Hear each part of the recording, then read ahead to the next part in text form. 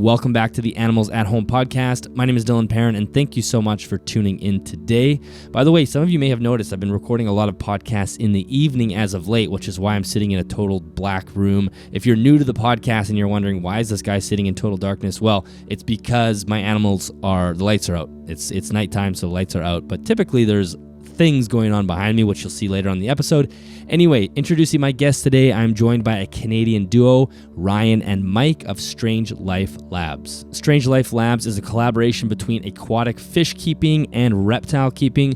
Mike is the reptile keeper and Ryan is the fish keeper. He has an incredibly beautiful planted aquarium, which he walks us through, the equipment that he uses, how he is so successful at creating such a thriving aquarium. He also talks about what species and sort of systems that would work well for somebody that wants to get into fish keeping, coming from a reptile keeping background. Mike walks us through his collection of Phelsuma, the experience he has working with that group of species, and which the pros and cons of each of the species that he currently works with. He also walks us through his reptile room and the pros and cons of the turtle species he keeps. We also discuss sustainability. What are some ways that you can actually reduce the cost of keeping, as well as reduce the energy that you're using to keep your animals? There are so many different topics in this conversation, but I think one of the most important ones is how important it is to be able to collaborate with people and build friendships around the concept of keeping animals in captivity, because you and another person can really push beyond just what you're capable of doing yourself. You know, there's always more that can come out of a situation when you collaborate and combine with people, and I think they highlight that perfectly with this episode. Let's jump into it. Enjoy. Awesome. Well, Mike and Ryan, welcome to the podcast. Thank you very much for doing this.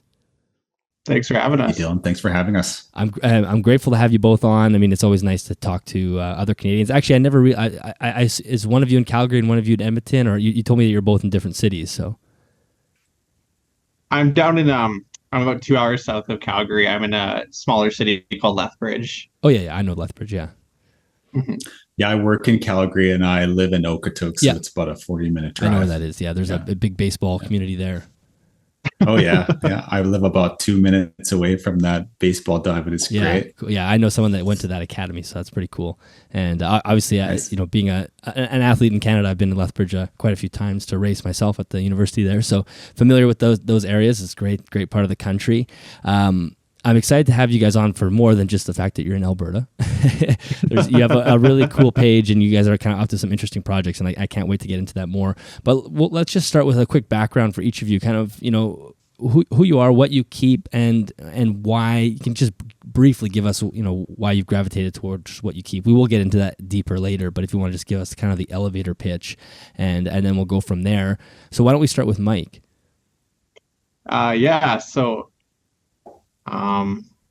Sorry, it was just kind of like an overview of what we keep and how we got into it. Yeah, exactly. Yeah. So I've been keeping, I think I got my first kind of reptile or amphibian when I was 13 or 14 years old. I got my first White's tree frog.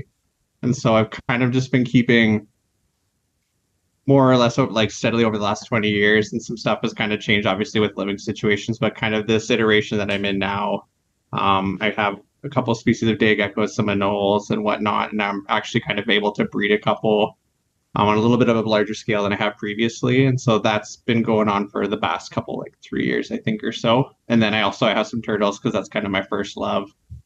And but those are just more so, I guess, like pets. Mm-hmm. Yeah. And what about you, Ryan? Well, right now I have mostly all aquariums. Mike and I actually met in university in Lethbridge, and we kind of shared our, experience with having reptiles when we were probably in our teens. Mm-hmm. Eventually, we worked at a pet store together, and that's kind of where, and we eventually became roommates, and that's when we really started to get a bunch of pets together. And eventually, I moved back to Calgary. He stayed in Lethbridge. I kind of focus for our little project here on the aquarium side of things. So right now I have a 70-gallon by volume high-tech planted tank and this is kind of the tank that I've always wanted to have, that my wife has finally allowed me to have.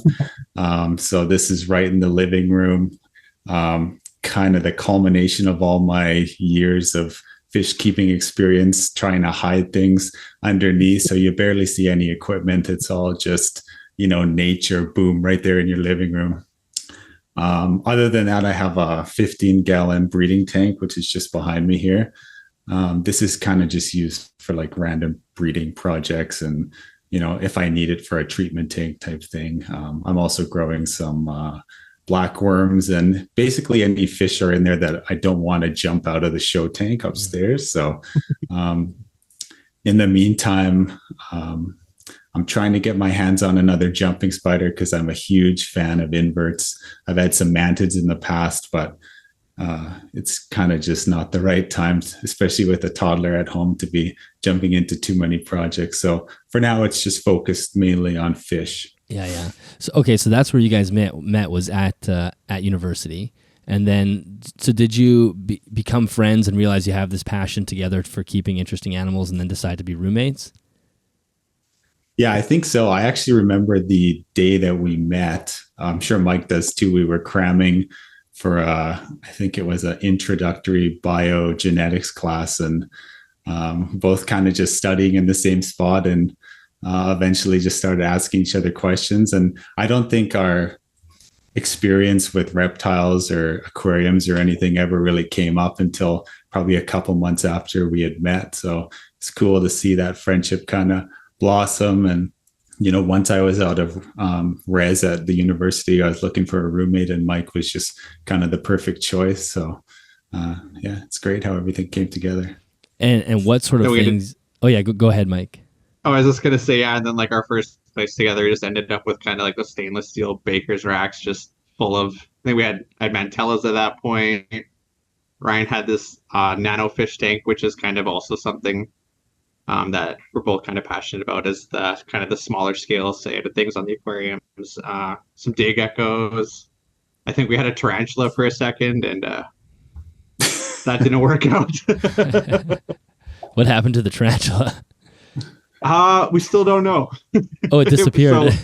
Yeah, so I got it. It was kind of, we went to a show up in Calgary, and just kind of, again, this was, young, undisciplined, and just like saw a Brazilian white knee tarantula. I don't know if you've seen those before, but they're like hand size, they're massive, and they had like little slings. So I was like, oh man, that'd be super cool. And then I think like, I thought it was in an airtight enclosure. I've never kept anything like that. Sure enough, going in the morning, and there's an empty critter keeper.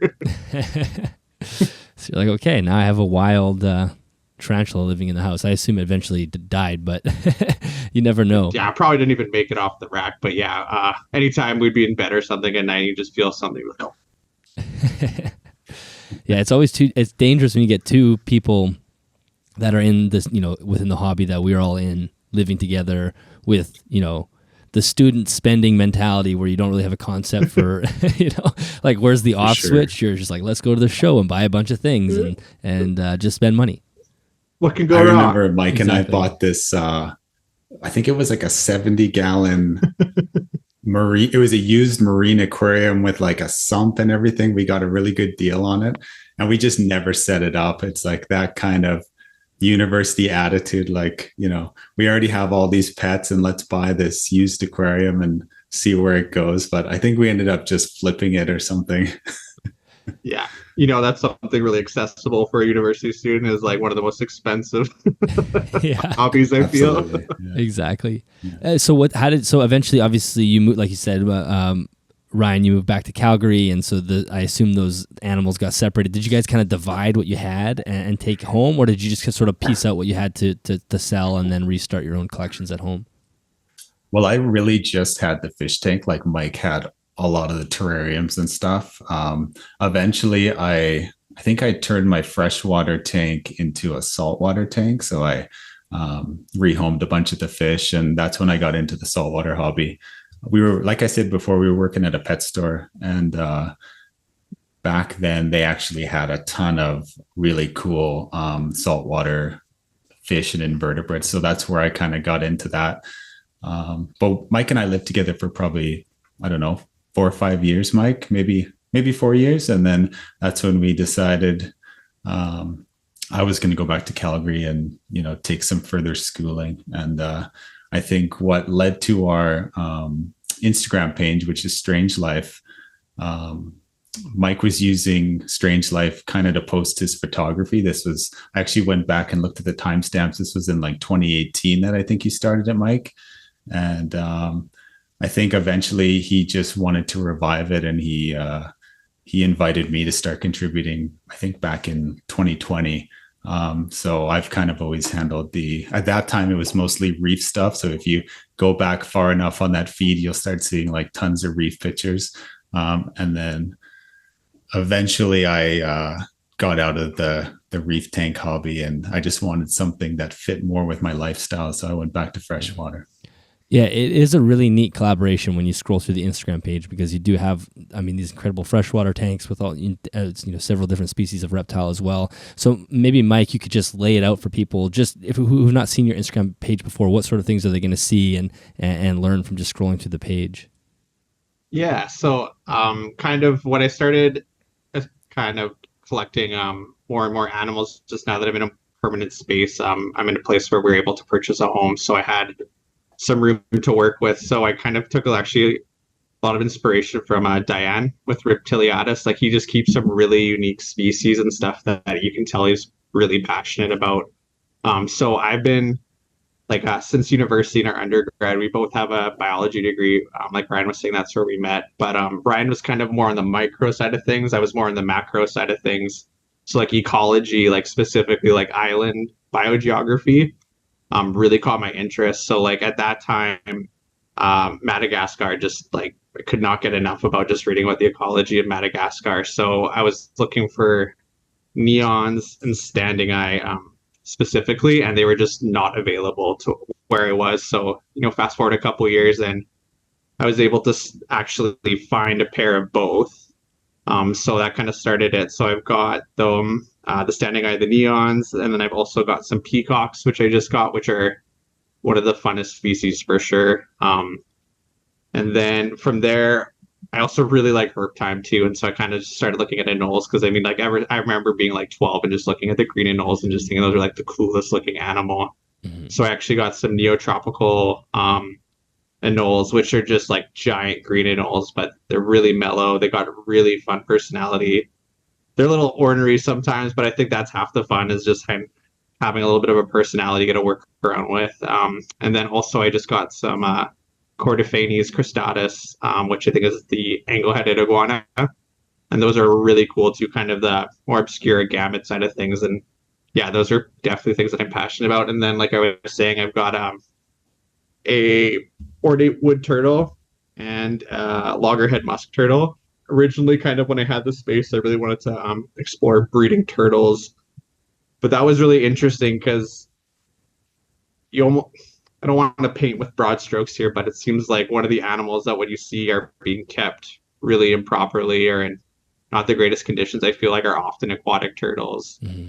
And so there's also I find a huge oversupply. So it just kind of had time to think about it. Just, I'd rather just keep those things as pets and something to just enjoy and give them as much space and kind of watch them just do their thing and move towards the geckos and the lizards, which I think are, with some of these smaller species, just make a lot more sense, and I think tend to do a lot better in captivity.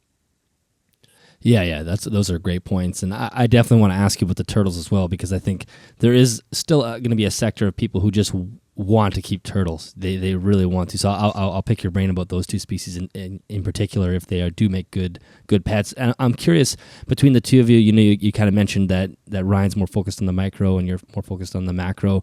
Mike, as far as, are you guys able to collaborate with each other? Ryan, you're keeping the freshwater fish, especially these incredible planted tank.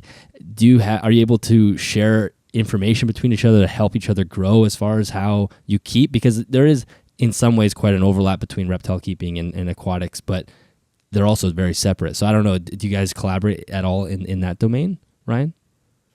For sure, yeah. I mean, Mike's always been kind of my go-to guy to ask for anything terrarium related, and I think it's kind of the same the other way around with aquariums. Like if Mike has any issues with his turtle tank, I'll kind of advise him on it. And I've never kept a turtle myself, and funny story, actually, this was probably a year ago, I actually envisioned my big show tank to be a turtle tank, And you want to talk about strengths and weaknesses. Like Mike absolutely keeps some of those really dumb ideas of mine in check.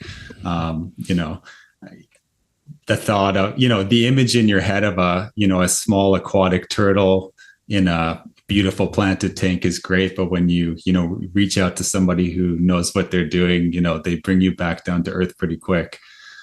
But yeah, when Mike's starting up new builds or when I'm starting up terrariums, I had a terrarium probably, a year ago for one of my mantids. And, Mike was a great source of advice for, how to make it look and work, just as well as you want it to.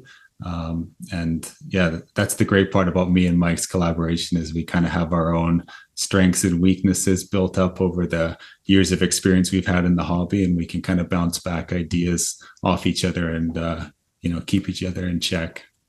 And I think like kind of to further expand on that, like if you were to look at my setups compared to Ryan's, like you would see Ryan's are just so much more aesthetically pleasing. And that's something that definitely Ryan really helps me out with a lot. Like I'll have something set up and I'll be like, oh, this looks great. And then, Ryan will come down or whatever. Cause we also are, we both fly fish. So that's another reason for us to get together.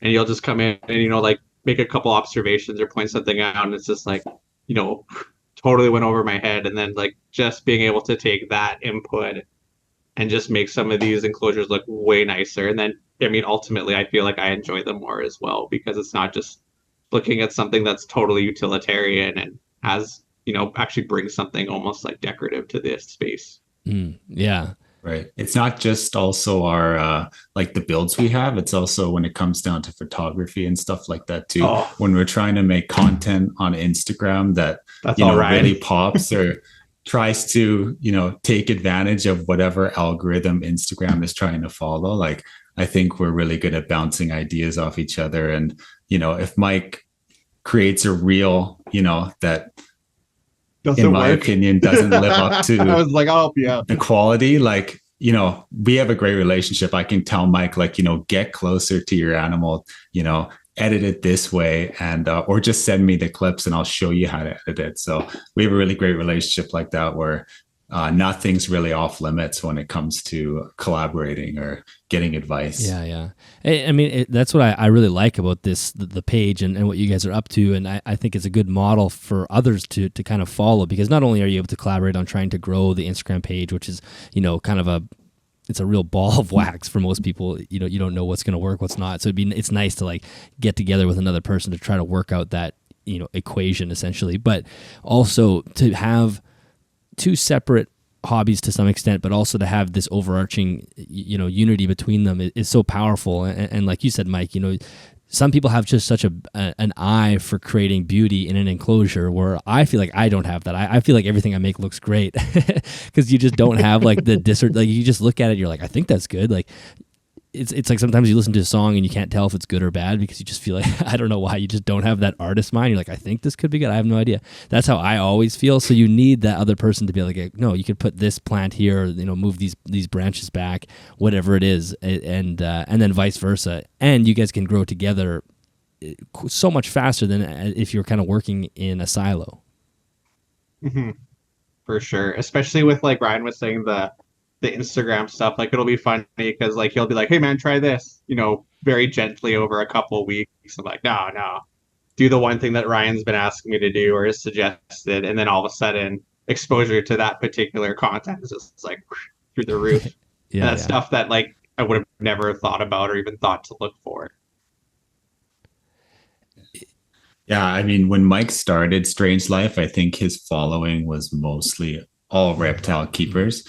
And, most people who keep reptiles, they look at an aquarium, or even vice versa. Aquarium owners look at reptile enclosures or terrariums and they think like, wow, this is gorgeous. So to be able to, I don't know, kind of have both of a foot in both of those waters, I think that's what makes our Instagram page really special.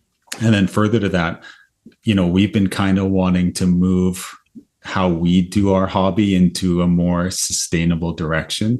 So, and, I think most people want to do this. Like they want to grow their own food for their animals. They want to, use vegetable scraps from their kitchen to grow, food that their animals eat, right? So that's kind of where we've been pushing things and trying to increase the self-sustainability of the hobby, because at the end of the day, there's a lot of equipment that goes into making some of these enclosures or aquariums, and they're not really the most environmentally friendly, right? And when you factor in that people are oftentimes collecting these animals from the wild to the detriment of their natural habitats, we kind of want to take it, and that's kind of the vision for the page. We want to take it into a self-sustaining captive bred direction. Yeah, that was going to be my next question, as far as where do you see it going as far as Strange Life Labs? Is this something that it's just a passion project, or is it something that's going to develop into a little bit deeper? But in some ways you answered that question, but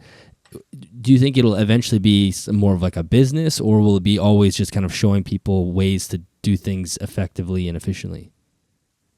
I think that we had initially we had an idea where we want this to be a business, we want hard goods, whatever. And I think just having that goal for a while and just really kind of trying to exhaust and brainstorm some ideas for stuff, it almost made it less fun. So we've kind of almost pivoted to a point of just posting what we like, kind of keeping what we like, and just if we're not fully into something, to not do it, and just kind of let that kind of dictate the pace. And actually, since we started to do that, we've seen or at least I feel like we've seen a lot more growth.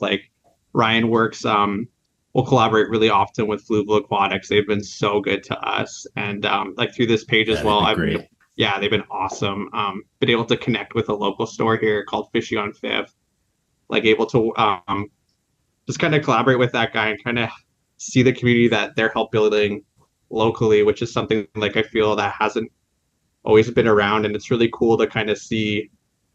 I feel like there's a little bit of a shift in herpetoculture and even aquatics too, where people are trying to take steps to make it a lot more of an inclusive space, and being able to kind of see that actually happen on a local scale. That's been really cool. So I think that's something too that I want to kind of perpetuate through Strange Life Labs too. So whether that's a business or a community, whatever that is. Yeah, when further to that, when Mike and I, when kind of Strange Life started taking off, our ultimate goal was kind of just to get some of the bigger brands on board, so that maybe this hobby would get less expensive. But we didn't really put pressure on ourselves to reach any goals. We just wanted to make good content, and we wanted to share our knowledge and learn from other people in the community. And I feel like we're at a point now where we've got some of these great brands engaging with us and helping us out in that way. So now we kind of just want to take it into a sustainable direction, not put too much pressure on ourselves to create a product or a service. A lot of us, or me and Mike right now, whether it's me selling moss or plant clippings or live feeders, that's kind of keeping us involved locally in the hobby, and forming these connections close by to where we live, which in my opinion, even if we can't turn this into a business, that's good enough for me, right? So absolutely. That's kind of where I see Lab going. I think Mike feels the same way. For sure. Yeah, I think that's a really important point to make. I mean, you can create a brand without having a vision for making it a business, right? And that's kind of what it is. I mean, I love the name, but the feel of the page and the way the page itself looks, just you could see that eventually if you wanted to pivot into some kind of business that fits that brand. But for right now, building the community, I think, is the most important part, and following the passion to make it interesting and fun to do. Can we dig into the sustainability piece a little bit? I'd be curious to know, kind of what are some of the ideas. You mentioned growing food and whatnot, but are there some other things that you both are working on that can help us in that area? I mean, speaking to myself, I know it's hard because there's certain things that you need, and it's really cool that now UVB is kind of being able to be offered through LED sources, but making sure that whatever can be LED and less of a power drain is happening. Having things like thermostats and hydrostats, so instead of just continuously running these things that are just drawing power, just doing it when you need, and looking at keeping things that are relatively similar climates together so that you're not having to kind of fight these different environmental parameters, and then which I think ends up creating a lot of energy waste potentially as well. If you've got these arid species and then you're trying to keep these tropical species on the other side of the room, like those are things that aren't going to kind of agree, and as a result, it's possible to do it, but it'll just take a lot more external power and energy to actually do that. Mm-hmm. One thing I forgot to say is I forgot to tell you guys before we started that when my lights go off behind me, it looks like I'm a ghost now. Okay. I always forget to warn the guests because my actual camera is recording. The lighting is fine on my real camera, but the webcam that the guest sees. Oh, I see. So it's like there's always this moment where the lights go off and the guest is like, "Oh my god, no one can see his face anymore." So anyway, just pretend you can still see me and I'm not just eyes floating. So anyway, Ryan, do you have anything to add to that as far as sustainability? Yeah, you know what?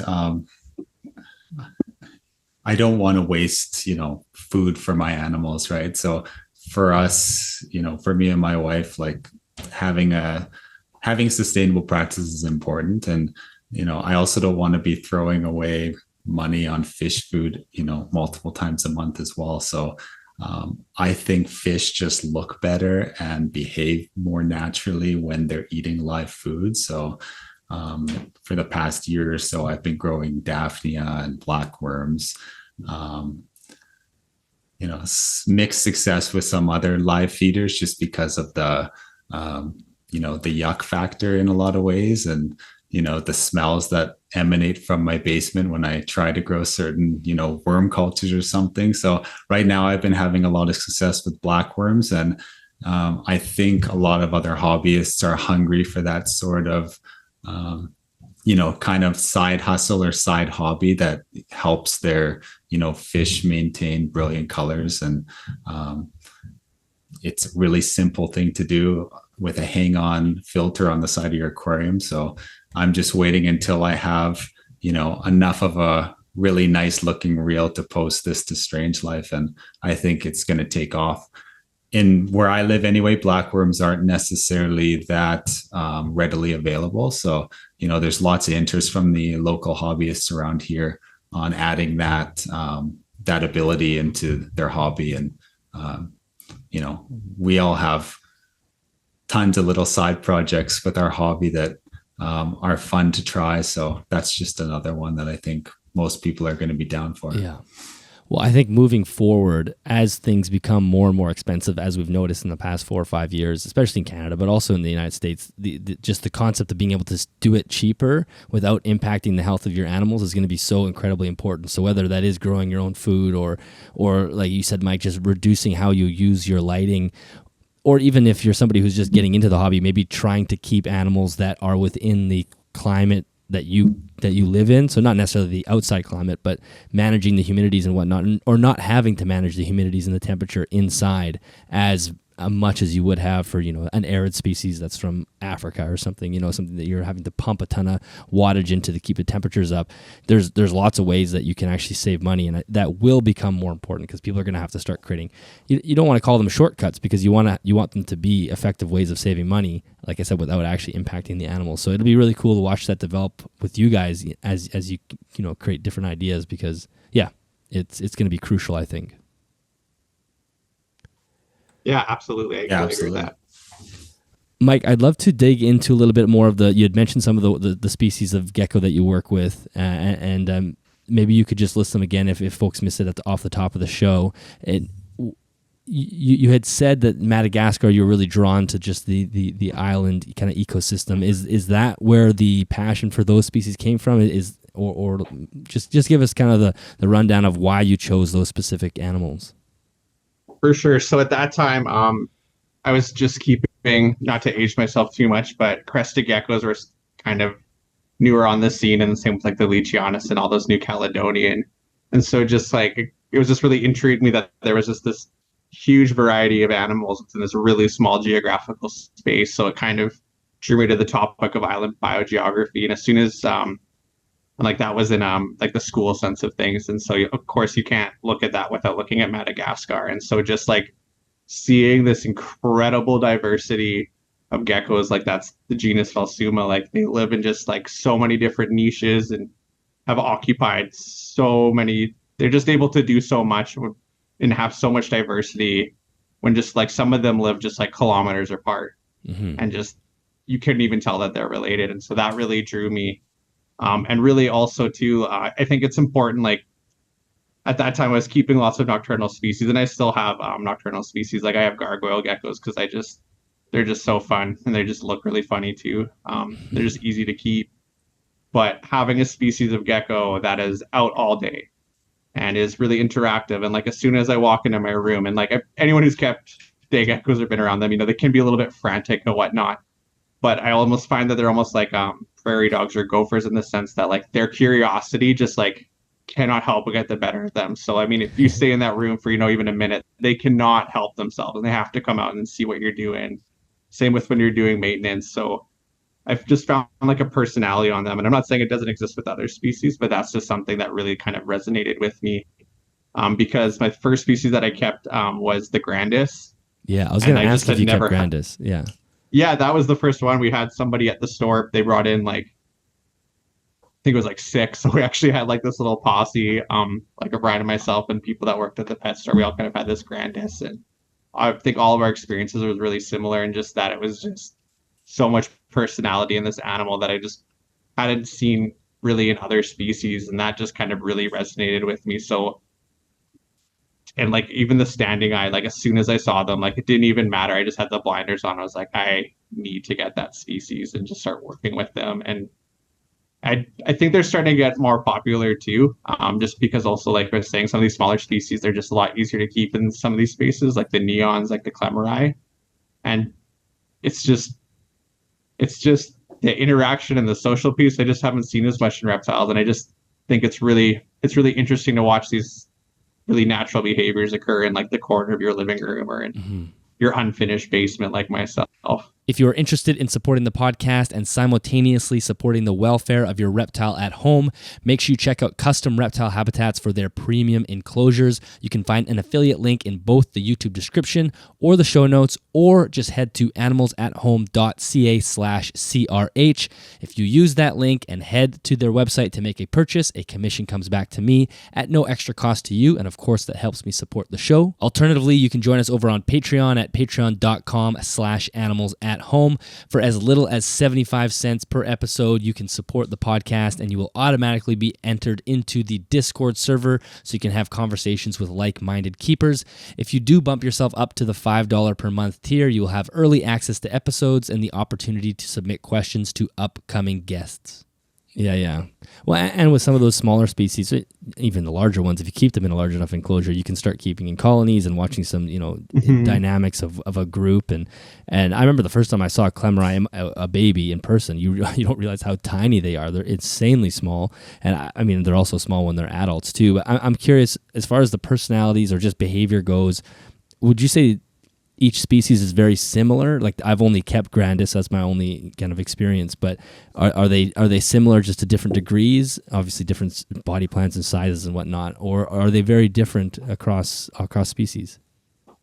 I think that's a really good question. So actually your last episode with the gentleman from Canadian Cold-Blooded, the way that he was talking about like the personality of the tree monitors, I think is really interesting and kind of relevant to the day geckos too, because like there's general rules for species. But then you'll always have kind of the outliers. Like, so generally neons everywhere you read, and lots of people that keep them, they are really outgoing. They're really bold. My pair are not that. They're very skeptical, and really I have to have something for them to actually want to come out. Like I've got to have a cricket or something on the end of the tongs, and then they'll come out. Whereas I don't think that's the experience with everyone, but I found like, I've also kept gold dusts or laticata in the past too, and I found those to be a super flighty species. Just no matter what you do, they're just not as comfortable being out and exposed up with you in the room. And then the standing eye, I have found to be really, really bold. Like they'll just he'll come over, he'll eat from my finger. If I'm planting something in there, the male will come over and sometimes get almost obnoxiously in the way while you're trying to get something. Like they're just, I found them as a species have just been really outgoing. That being said, Do I handle them? No. I can't actually, handle them and grab them, but they're able to come over and kind of interact with me on their own accord. And that's something that, to me, that's what I want. Like my wife has a bearded dragon. They're buddies. They get to hang out and pet, but that's not really what I'm looking for in a pet. So it's really cool to just see that these animals recognize you, and they're visual animals too. They're visual hunters, so they're able to recognize and discern people when they come in the rooms. So like if my wife is coming down here, they know it's her. Whereas when I'm coming down, they'll have a totally different reaction.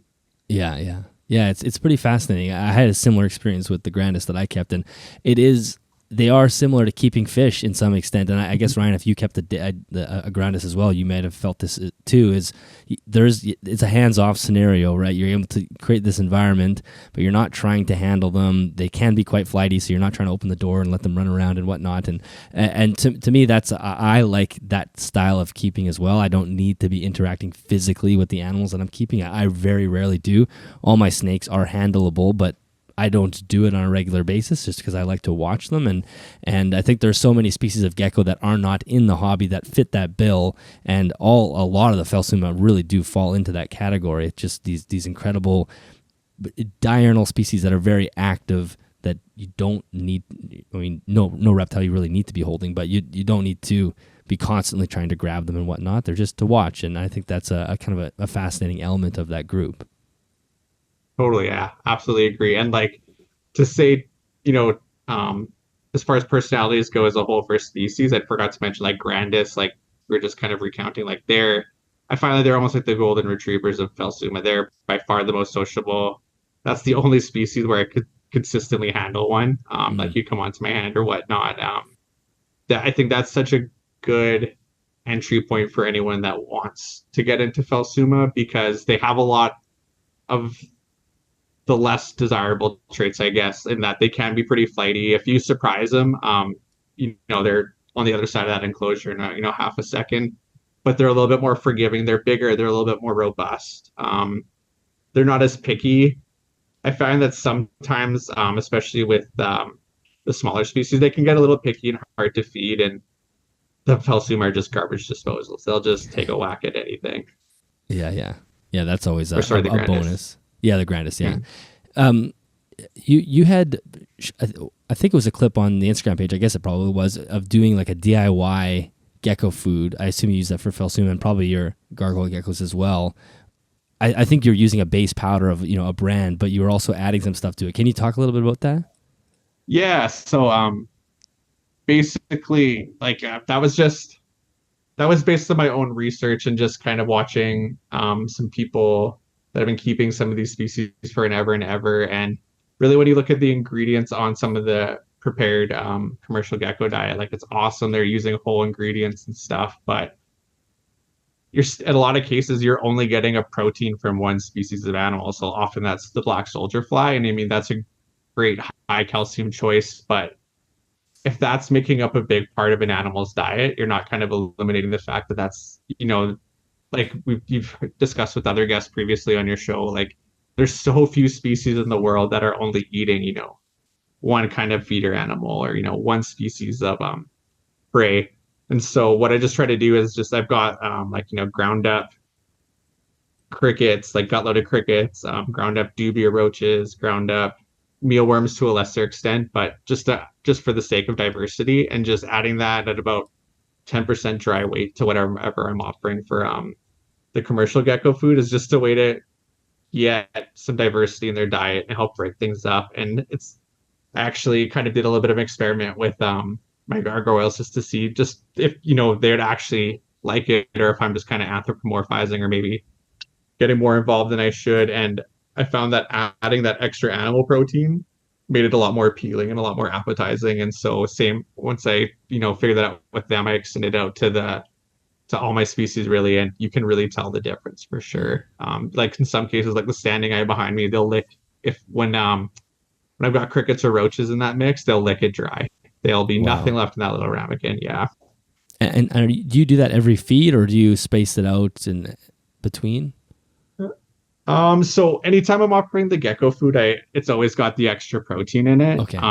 Just cause, but I try to make a really concerted effort to to offer that diversity. So, offering whole prey items, natural food items, like just like with people, we know that that's just becoming more and more important in nutrition, is that what we're eating ourselves is not being processed or has too many hands involved in it.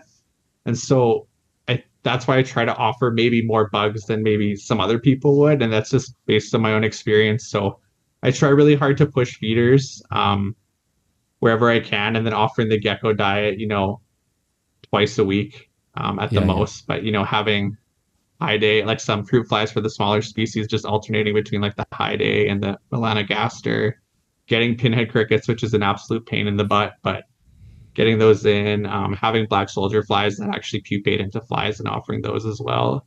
Again, just like Ryan was saying, it seems like a lot of work, and it is work for sure, but it's almost like a sub hobby in that, growing those own feeders and kind of offering that. It's just part and parcel. And it actually kind of, I feel like, makes me enjoy sometimes animal keeping more than I would otherwise, because it's just a change in perspective and pace than, scraping glass or trimming plants. Yeah, absolutely. It does become a hobby within a hobby. Learning nutrition and caring for your feeder insects and whatnot. It can get pretty complicated, but it saves the money. But most excitingly, it can be an interesting aspect of keeping.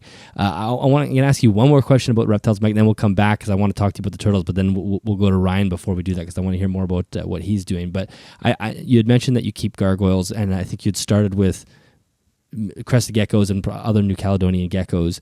And I know on your page you had mentioned that you just love the gargoyles compared to the previous New Caledonians you've kept in the past. Mm-hmm. Can you expand on that?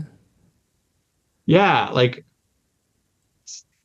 when you just look at them, even I think like I love crested geckos. I don't want to sound like I'm just dragging them, but like when you look at a gargoyle gecko, like it looks like its head looks like a crocodile. Like it's just the coolest looking head, I think. And then that just slapped on top of these little tiny pot bellies, like it's just this really odd mix. They almost look like a literal like carved marble gargoyle. They just look really interesting. But that aside, I think what really drew me to them was their personality. Like I'm gonna jinx myself, but I'm yet to be bit by a garg. Like they're just really, really easy. They're just almost a good ambassador for keeping geckos, just in the sense that they're really forgiving. They're super easy to keep. They look really cool. Some of the morphs that they've got available now are just insane. And it's just, for whatever reason, I just really gravitated towards that over cresties. And I think it just had to do with the fact that they just look like little potbelly alligators hanging out in a tree. And they grow back their tails too, which is always nice too when you're first getting into the hobby and maybe make a misstep that you didn't mean to make. But I just found that they're really interesting in that regard. And then, nowadays with the taxonomy, with all the stuff on New Caledonia being kind of recategorized, I think Leachianus are one of the coolest species ever. And, if I had that kind of, one day I'd love to have some, but, they're just really expensive and not the most accessible species. But they're seeing the work that they've done that shows that, the gargoyles and the leachies are really quite a bit more closely related than the others. I just also think that's cool because it's just like a little tiny leechy with maybe a little bit of a better personality. Yeah. They do look cool, and it's so funny. Some of us got into crested geckos, like you said, when they were becoming popular back in the early 2000s or whatever, mid like 2005, 2006, and for whatever reason, the gargoyles felt like they took longer to catch on, and they are really unique looking species, not to mention the colors and the patterns that they produce is pretty cool. So Ryan, could you walk us through the planted aquarium that you have? And I would love for you to mention some of the species of fish that you keep as well, because I don't think you mentioned that yet. Yeah, sure. So the planted tank is a water box clear. I think it works out to about 72 gallons empty.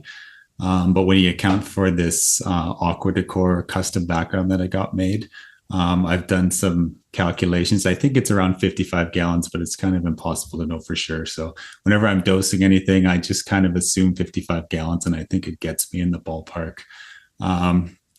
I think, like I said earlier, I really like the idea of hiding a lot of the tech out of view. So the background has these chambers in the corners.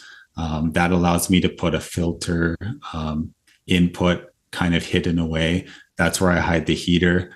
On the other side, there's some emergent Monstera plants and pothos plants coming out. That's where I can hide all of the ugly root systems of those plants so they stay out of the display.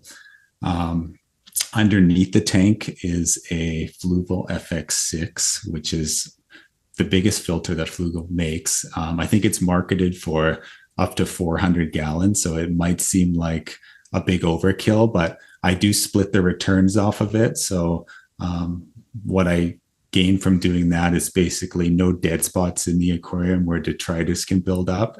Obviously, for anyone who's kept aquariums, any detritus building up in the water eventually is going to break down into organics that are going to fuel algae growth. So that's another way that I keep the aquarium really clean. Also, another reason why I really went up, as high as I could with the filters, because I have an inline CO2 reactor. So CO2 is one of those things for anybody who's kept aquariums. It just makes your life so much easier. The CO2 reactor basically keeps all these really tiny CO2 bubbles out of the aquarium. So it makes the whole thing just look more natural. In nature, underneath the gravel bed of these lakes or rivers, you have decaying organic matter, and bacteria are constantly breaking those down and releasing CO2 into the water column. In our home aquariums, we can't do that, right? If we did that, it would just look like a mucky mess, right? So to make plant growth as good as it could be, you have to dissolve CO2 in the water column. Some people can do that with liquid CO2 additives, but really what works best is dissolved CO2 gas. So what I gain with the CO2 reactor, not just being able to keep these tiny bubbles out, but I maintain almost 100% efficiency in each CO2 bubble that gets dissolved in the water doesn't actually bubble up and go into my living room. So I cut down on the amount of CO2 I'm buying every year. I have a 20-pound CO2 tank on that, and it lasts about 1.5 years. Oh, wow. So that's pretty good for the amount of CO2 that I'm putting in that water. How much does that cost to fill? It can't be that much. $60. Wow, that's pretty efficient. The empty tank, I think I paid $50 or $60 used for, and I usually swap it out once a year. So it's $60. So to spend $60 to really cut down on the amount of algae that goes into that grows in your aquarium, it's a no-brainer, right? So anytime anyone has questions about the hobby, as reluctant as they are to get CO2, I tell them just do it, because anybody who's had CO2 on an aquarium recognizes right away how much easier it is for you to maintain a beautiful looking algae-free aquarium. Yeah. What else can I tell you about my setup? I will say too, while you're thinking of other things, the way it looks is very, for the listeners that haven't seen a picture of it yet, I'm sure you will after the episode, go to the Instagram page, but it is a very picturesque aquarium. When you see it, it's one of those things that looks like almost like an advertising for beautiful planted aquarium. Like, it's very crystal clear water, and I do love the hiding the equipment. Like, I'm somebody who really gets stressed out and annoyed by like contraptions and wires and things, and I even in my own reptile room, I try to keep things hidden and clean, because I just don't like the way that looks, and in many ways it's unavoidable, right? Like, you're gonna have cords and whatnot, but I do love trying to hide that into the aquarium, and I think that's what you've done perfectly there, and it looks very, very good. Yeah, thanks, man. Honestly, that just comes with experience, right? Like, whoever gets their first aquarium, they're going to have the heater in the aquarium, right? It's like impossible to hide, but as you get more experience, as your ambitions grow with what you want to do for your next setup, you can kind of plan these things in advance. And that's kind of one of my biggest tips with people. Like, you're going to start an aquarium and it's going to look kind of ugly, but over the years, it's just going to get better and better. And when you start a new project and you really take your time to plan it the right way, and research all the available tech that, is on the table for you, you can get it to the point where you can really hide things and really make things look beautiful in that sense. I'll tell you about the fish as well, please. Actually, that are in there. So I really like the aesthetic of really small fish in a really big space. So my focus mostly is on like Danio species, any type of small schooling fish like pencil fish I have in there as well right now. Because it's an open top aquarium, anyone who hasn't seen it, it's got a lot of emergent driftwood and plants. So I kind of try to keep the water level about an inch or two from the top, but I really try to avoid any fish species that are, skittish or, they want to jump out. So it's kind of been a work in progress in that respect. I have ideas in my head about a certain fish species. Like, for example, I bought some rainbow shiners last year, which are just a beautiful North American fish that are really hard to find here in Canada. They the males have a beautiful bluish purple color when they're not breeding, but when they're in breeding season, which is around spring or summer, they just turn this really striking red color. So I had that idea in my head of, I want these fish in my tank, right? But I learned pretty quick that they're jumpers, right? And I had probably 10 of them. I did breed most of them and I got quite a bit of fry out of it, but eventually putting them in that show tank, it just didn't work out, right? And that's part of the challenge and experience of, having ideas in your head and, wanting a certain look for your aquarium, and, reality just doesn't fit that narrative that you want it to have. So it was a lot of my daughter, coming and grabbing me and, pointing to the fish flopping on the floor. And of course, I'm not home all the time, right? So especially, working in Calgary, I'm gone for 10 or 11 hours out of the day. So eventually all 10 of those shiners, they did, find their way to jump to their death. And yeah, unfortunately. So, that's not something I want to do. I still have some shiner fry in the breeding tank behind me. But I don't think, I don't want to ruin the aesthetic of my show tank by putting a net over it or anything. So for me, it's just about finding fish that, work with the vision that I have. And right now I seem to have found a good balance between certain species of danios, some white cloud minnows, the pencil fish, like I mentioned. Another thing that's kind of important to me is I don't like running that tank at tropical temperatures. So typical tropical temperature would be 78 degrees Fahrenheit. For me, I like the flexibility of being able to move a lot of my fish into container ponds, outdoor ponds in the summer. So a lot of the fish that I keep, they can survive and even thrive in water temperatures as low as, I'm going to flip to Celsius now, but around 10 degrees Celsius outside. So as long as the water doesn't freeze, they're fine. So that's kind of where I'm at with the types of fish that I want to keep. Another hiccup that I ran into is because we have really hard water in Okotoks, I have a water softener. And so I can't really temperature adjust my water changes. So for the longest time, and I'm a huge proponent of water changes, I think that's another one of the super important maintenance tasks that you should do almost on a weekly maintenance to maintain a beautiful tank. Pythons, I don't know if you're familiar with them, I have one, but they basically, great. So pythons make things so easy, but for me, I can't really temperature control the water. And for the longest time, I had a big brood bin that I would fill with water. It would sit in my living room for a day to come up to room temperature, and then I would pump that water in. And I did that because some of the tropical fish that I was keeping at the time would just lose it. And as soon as that cold water hit them, sometimes the water coming out of my taps is 8 degrees. So it's important for me to have that flexibility with fish that can withstand those cold temperatures. So another important part of the hobby for me is, making the hobby work for you.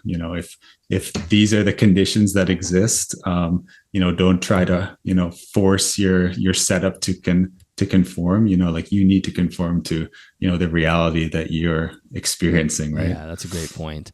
And for those listening that don't know what the Python is, it's basically just like a water changing siphon, but it hooks to your sink so you can create this vacuum that allows you to easily suck water up, but then instantly fill by just flipping a switch basically, and then it uses your sink to fill. I actually had one for the pond that I have in my rainbow boas enclosure, but now the sink that I have doesn't have a normal threads, so it just Python just sits coiled up. But it's funny the way you describe the tank really epitomizes the difference between reptile keeping and aquarium keeping in a lot of ways, because I ask you to explain it, and you talk about the equipment, the setup, the CO2, the different things you're using, to the point where you actually almost forgot to talk about the species that you keep, which is very like it's sort of opposite from what the reptile world. You start with the species and then start to kind of like expand on how it's kept. But I think that's where I would love to see reptile keeping start to progress to, is starting with that foundation of the platform of how you're caring for it. And then,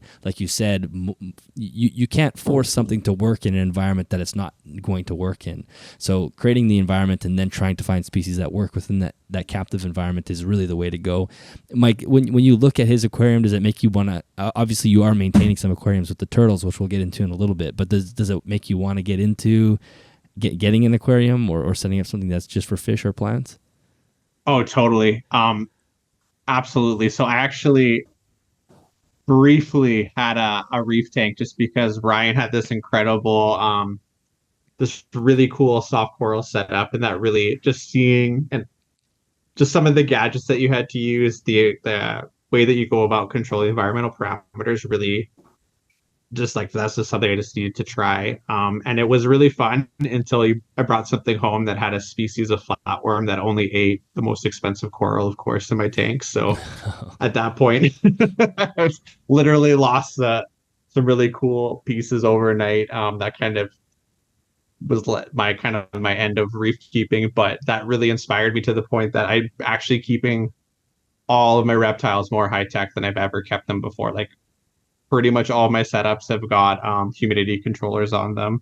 They all got thermostats, some rheostats too. Just being able to see the success that Ryan's had with his setups by having that individual controls of certain things and some rate limiting nutrients and whatnot just kind of really inspired me to just kind of take that same kind of control over all my setups. And since doing that, I've noticed like these Cordyphanes that I got a month ago, they're in a big 2x2x4 setup with, like I was saying, that actually from listening to your show, misting and fog. So they have that micro and those macro droplets. So having that variation, as well as a humidity controller, as well as a thermostat, and having nighttime drops in temperature.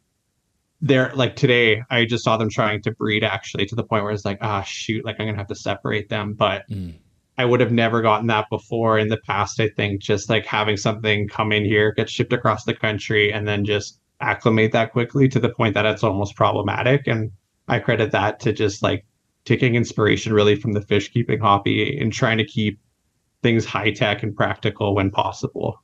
Yeah. Is the humidity controller connected to a fogger, or do you have that connected to the mister? So I kind of had to play around with both. So the mister, the problem is that just turning on and off, that's the biggest strain on the pump.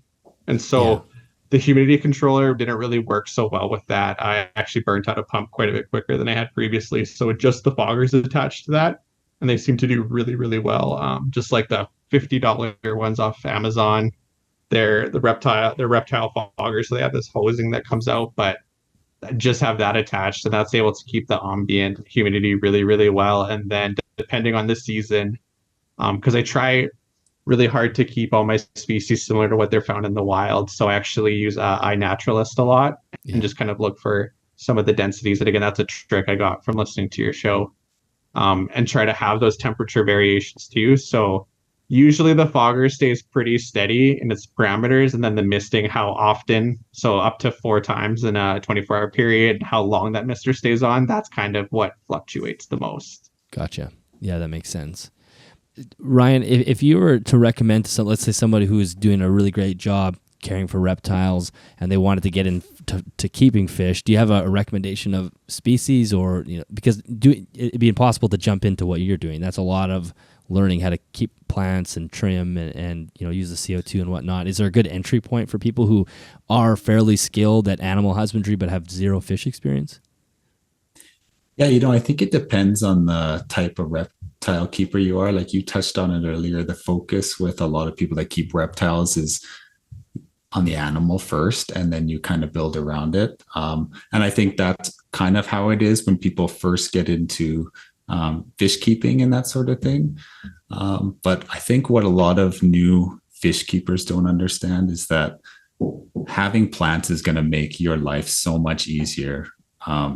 They're the worst thing that could happen to your aquarium is for it to get overrun by algae and you get frustrated and you just give up, right? Doesn't matter how pretty the fish are in there, you're going to hate the look of it. So I try, and this, when I worked in a pet store, in university, I always tried to get people to get in on plants as well. They look more natural. They're going to take a ton of the headache out of the hobby. And there's really just some fundamental steps you can take from the plant husbandry side of it that will translate really well into the fish keeping side of it. So for fish, it kind of depends on what size of aquarium you want to have. So if lots of people want initially they want these big predatory fish because they look really cool, but it really cuts down on the other more utilitarian fish that you could have, fish that are going to do a good job tidying up, like Corydoras or Ottos or those sorts of things. So I think for most reptile keepers that want to get into the aquarium hobby, they should probably start with like a peaceful community tank. Get as many plants as you can off the start with solid lighting, and then just kind of upgrade things as you go. You don't need a crazy filter right off the bat, but it is going to make maintenance a lot easier the more flow you have. To an extent, of course, you don't want like a whirlpool in there, but you do want to match the type of fish that you're keeping with the conditions that you're creating. So I think it's a little more easier right off the bat with the terrarium because you can just put the reptile in the terrarium and you don't necessarily have to have plants. With fish, I think it's just a little more important to think about the habitat you're creating and at least learn the fundamentals that come with starting an aquarium and maintaining the balance, which in a lot of ways can take up to a year. Even with my show tank upstairs, I was struggling with certain species of plants for the first up to maybe 8 months or so. It just takes a certain level of maturity. I think the micro and macro fauna have to kind of develop on their own, and that just takes time. Eventually, aquariums, they become stable enough with consistent conditions where you can keep any plant or any fish up to, of course, considering size constraints of those animals. So yeah, it's almost like there's this maturity that goes through, and both hobbies have this, where you start in your teenage years, not actually as a teenager, but you're acting like a teenager when you want to get into it. It's like, I'm just gonna get a peacock bass and a stingray. It's like the equivalent of a kid like pulling the e-brake every time they turn a corner, and then when you become old, you're like, wow, that was so dumb. Like I was just wasting things, wasting tires, wasting gas. It's like that, but that's sort of the equivalent. You don't really use your head as much. You're like, I'm just gonna jump into the thing that I think must look cool, and then you realize, wow, I don't even have the skill set to be doing what I'm doing. So it starts small, and most people probably should be keeping those types of species anyway. It's the same on the reptile side. With the larger species, it can be pretty hard to manage. So I know I eventually will get back into fish. I kept cichlids for quite a long time, and I love them. I can't wait to get into fish. Now is not the time. I feel like I'm not in the right space, and I don't have the time, but I'm very much looking forward to doing it because I will be able to do what I wish I could do, like with the reptile keeping reptiles, and this is for many people who are listening, and maybe you guys as well. I started keeping and then started figuring out how to do it properly. So you kind of are halfway. You're started before you were like too far down the road before having to reset a good foundation. So I just can't wait to get into fish because I know I'll be able to do it as good as I could possibly do it. Get the right tech, get the right equipment, do the right research, and just do one tank and have a really a really cool tank that I'm proud of, that I know will function properly, that you can kind of get to on the right foot. So that I'm very much looking forward to. So I don't know if, Mike, you might do that too, if you're someone that doesn't have a fish tank yet, but I'm looking forward to that. Totally. And really well put. Exactly. Like you're just that progression of kind of prioritizing when you're keeping animals. I totally agree with that. Yeah. Well, speaking of that, let's talk about the turtles, because the turtles is one of those areas where people do run into trouble. There's many different types of, different species. It's, as you had mentioned at the beginning of the show, it's one of the group of animals in our industry that does tend to get abused just because, A, they live forever. They can live through almost anything. They just don't die even when they're kept in the worst Mm-hmm. conditions. So maybe you could tell us a little bit more about the 2 species that you keep. How large are they as adults? And would you recommend, if somebody is just a diehard, I need a turtle, are these 2 species that are good candidates for somebody who you could actually, we're talking about an individual who you would trust to do the right thing? Yeah. So,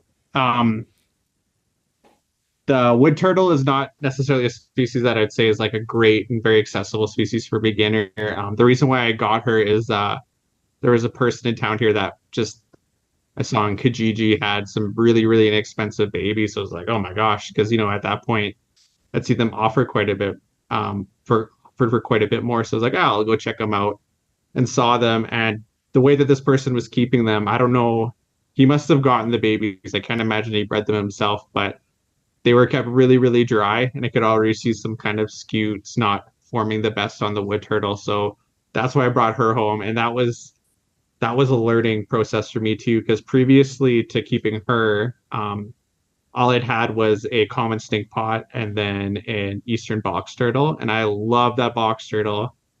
Just my living situation changed pretty quickly, and so unfortunately I had to rehome her. So I was kind of looking to fill that niche again, and that's why I got the wood turtle. But that was such a process, and you can actually still see on her shell. It's almost like a tree stump when you cut. You can see the rings, and you can kind of see from when I got her and when I'm starting to figure things out until when things got totally figured out. And basically, I was keeping her like a box turtle because that's all these care sheets online that you'd see. That's what I'd read. And then there was one person on Instagram, and I cannot remember this person's name. Unfortunately, they're not very active anymore, so I can't remember. But I just saw that he was keeping them almost in a pond, and I was like, that's just so different than everything else. So I reached out to him, and he was really kind and messaged me back and kind of shared that the trick to keeping these guys is essentially keeping them semi-aquatic. And as soon as I converted her enclosure to about half water, just this drastic change in she was more outgoing. She would just eat things way more readily. She was more curious. She'd come out just really inquisitive because there are really intelligent species, and I find that lots of land turtles, I don't know if it's just from having to be visual hunters, but they're really, really inquisitive and they're really intelligent, and you could just see that change. And unfortunately, that took a couple months to get there, but such a cool animal. I think they get up to about 8 inches. Someone's going to probably skewer me because that's not right, but they're definitely a smaller land turtle for sure. And I think that would be a good, graduation turtle. Maybe not where you'd want to start, but a really good one just because you're getting some of that aquatic and that terrestrial side of things, and you're getting that buffer. But if someone was looking to get into turtles, like musk turtles are just amazing. I think mud turtles are also really popular. We can't keep them here in Alberta, but musk turtles are pretty much almost entirely aquatic. They're some of the smallest species of turtles, and most of them are found in North America. So you don't need these crazy parameters. You're not trying to replicate something that might be really difficult or trying to procure food items for them that would be really hard to find. So I ended up with the loggerhead musk turtle just because it is a smaller species. They usually max out about 5 inches. They're unfortunately not very common, which is too bad because they're really inquisitive. They're like a snapping turtle really in such a small package. And like she'll come right out. She's watching me right now because she can hear me talking away.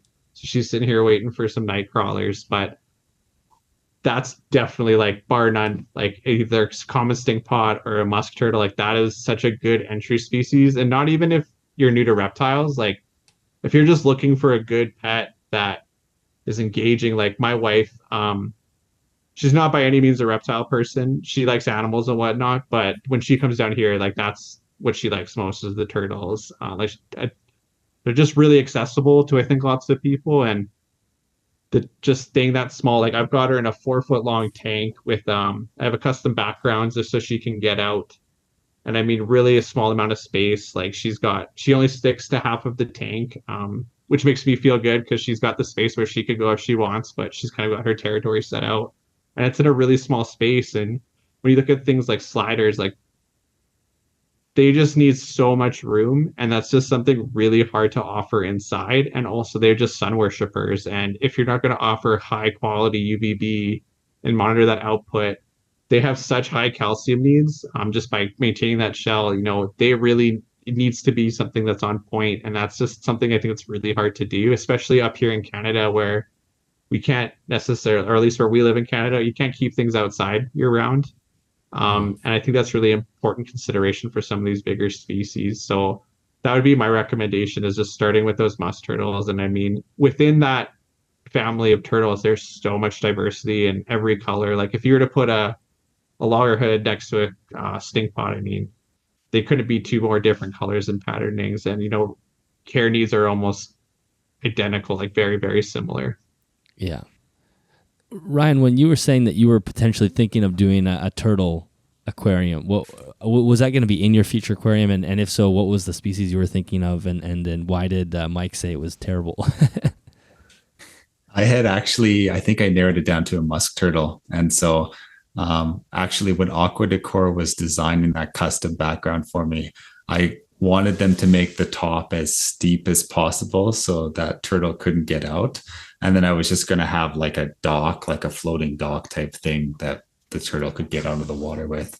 And I think it was a musk turtle, but I wanted because I had already bought the CO2 reactor at that point. Like I knew I wanted it to be heavily planted, but yeah, Mike just brought me right back down to earth when he explained to me what these turtles do to a lot of planted setups. And I realized it just wasn't going to work out as I had envisioned it in my head. It's going to look good when you put the turtle in, but when you wake up the next morning, you'll have some floating plants.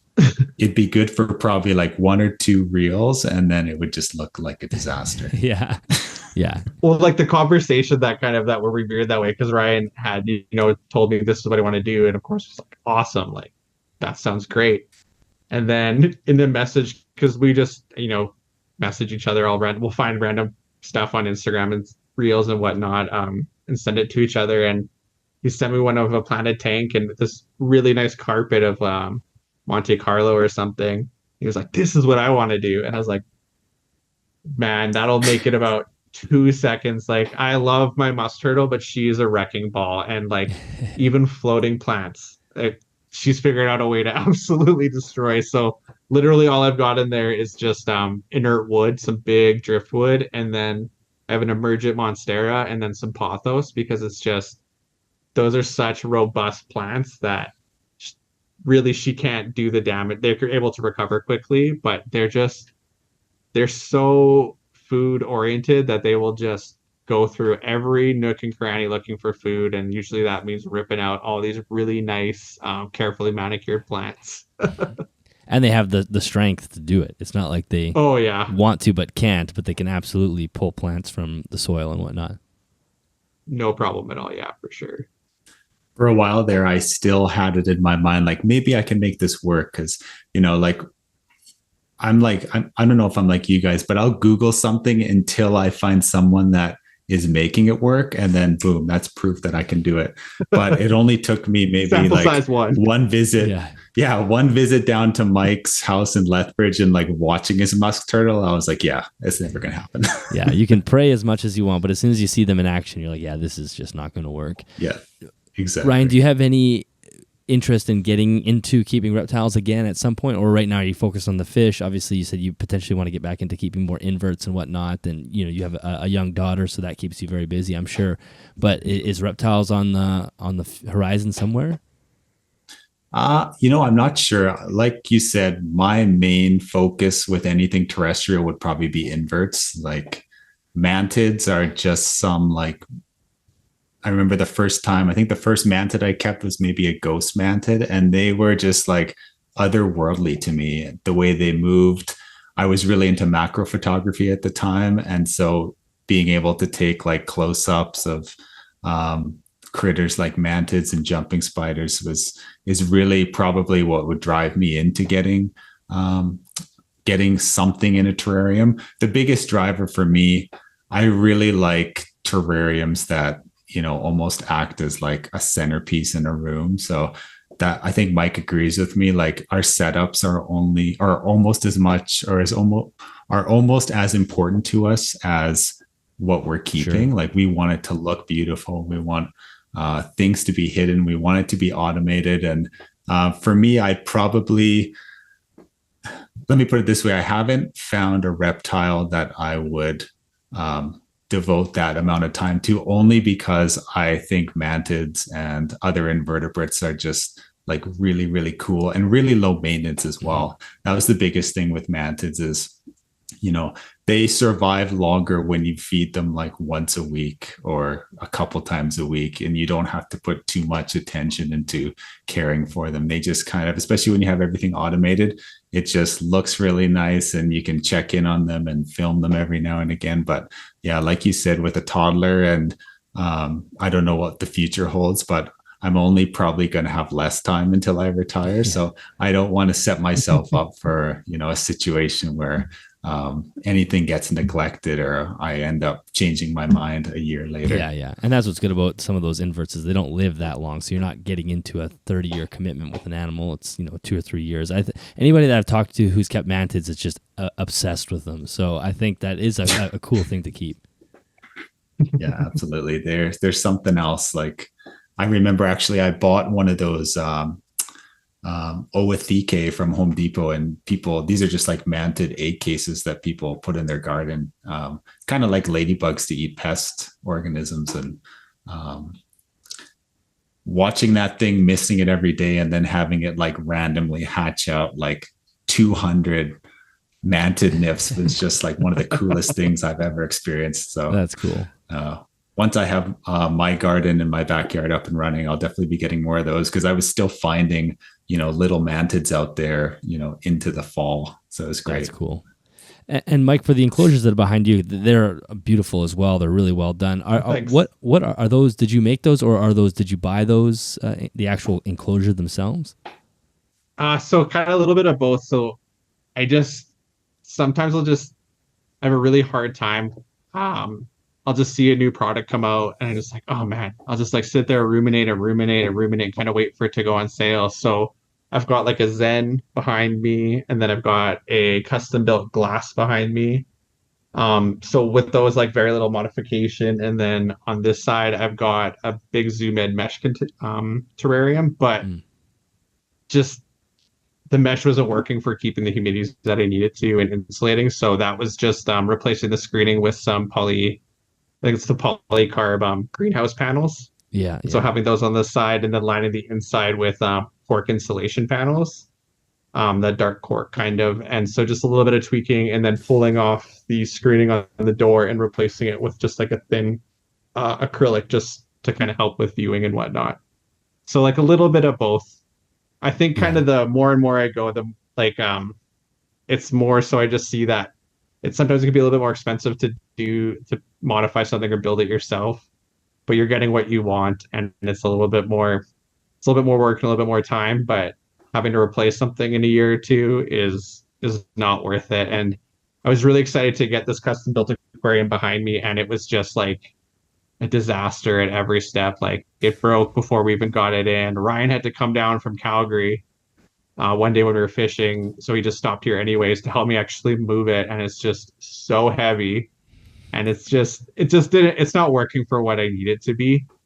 So I mean, like definitely probably moving towards more PVC and just having stuff that's a little more functional, I guess, rather than just worrying about what it looks like. Yeah. It is nice to be able to just quickly move things, and if you have something that needs two people to move, then you're kind of locked into that configuration until your buddy comes over, Ryan comes over next, and you guys have to deal with the same climate that I have to deal with as far as the dryness. And that is a big thing, right? You know, when the humidity in your room drops to like 10% in winter, screen is cool when you're in Florida, but when you're in the prairies, it's not as cool. It's really dry, and it's just not, this moisture just disappears instantly. So yeah, you do have to make those modifications. Totally. We fantasize about moving to Florida like multiple times a month. It's a weekly topic. Yeah. we'll just find a Like, cool we reel. see people's outdoor ponds or, outdoor setups for their reptiles and stuff. But then we also see videos of crazy people in Florida, and we're like, okay here. Yeah, Calgary.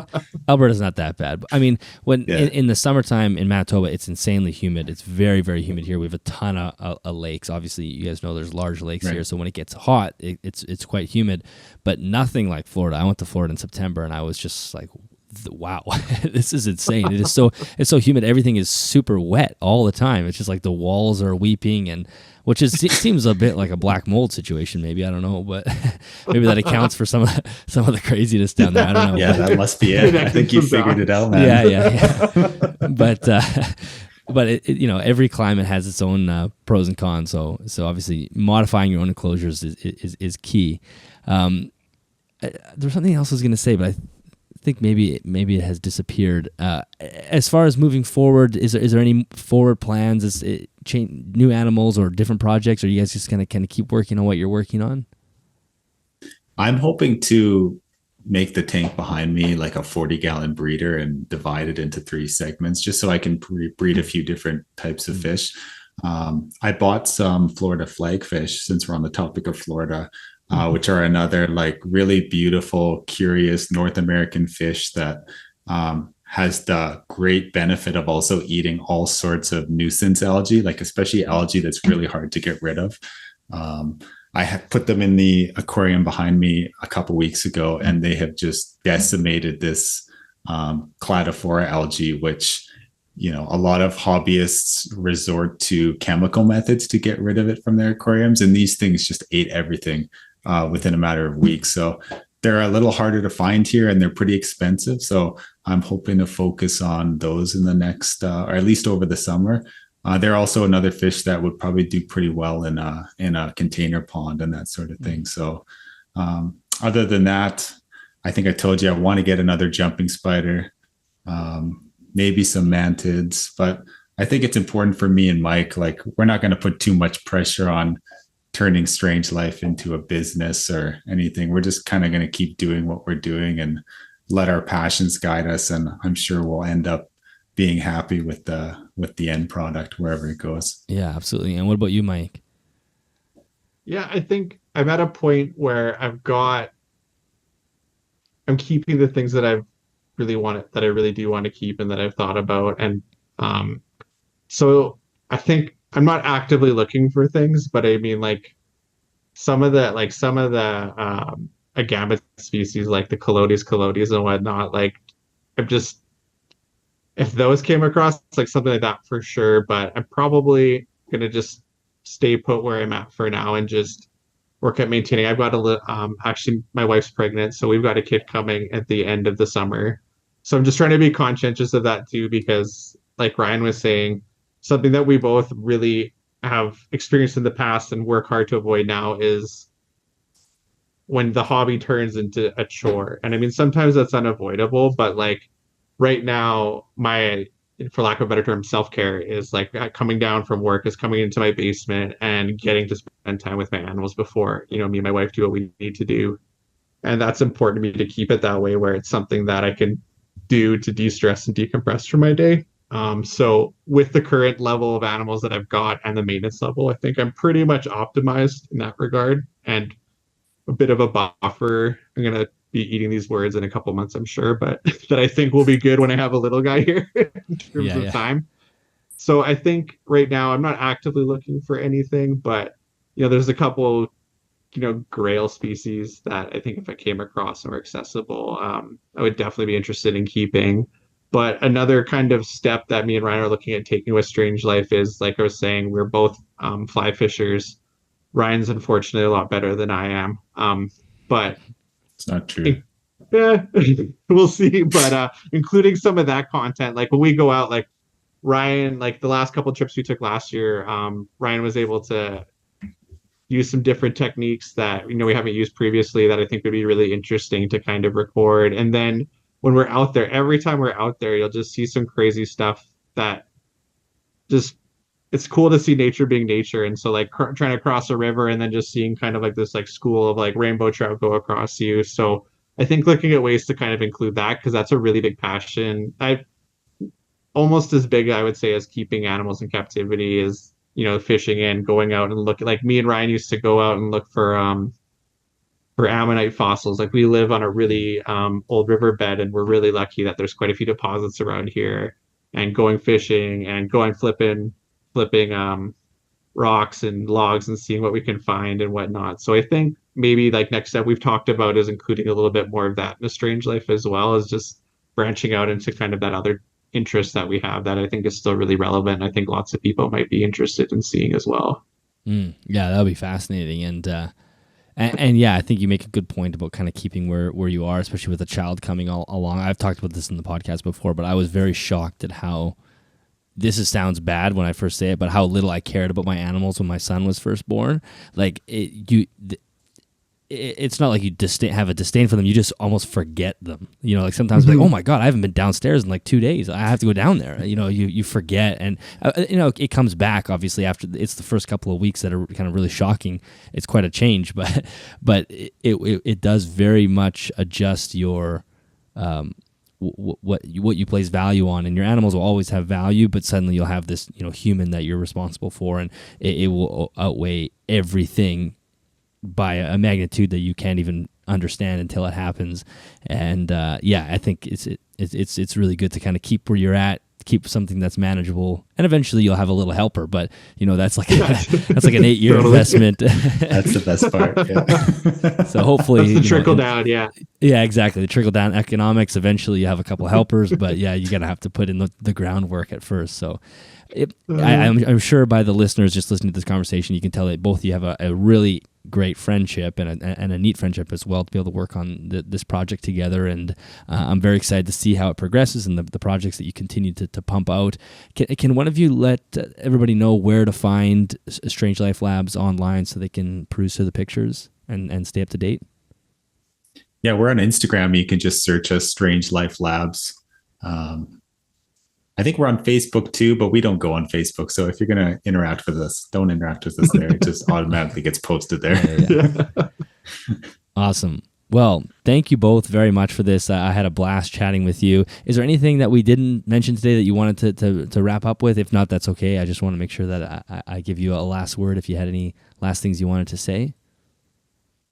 Nothing from me. Thanks, though.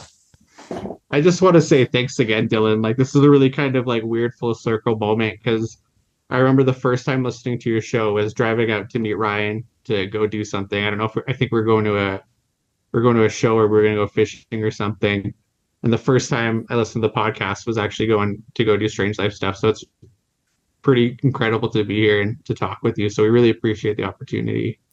No problem at all. I really appreciate you guys agreeing to come on, and yeah, it's always fun chatting with other people who are up to some interesting things. So I'm glad that we could make this work, and we'll absolutely stay in touch and watch the Strange Life Labs continue to progress into the future. So thank you so much for being here.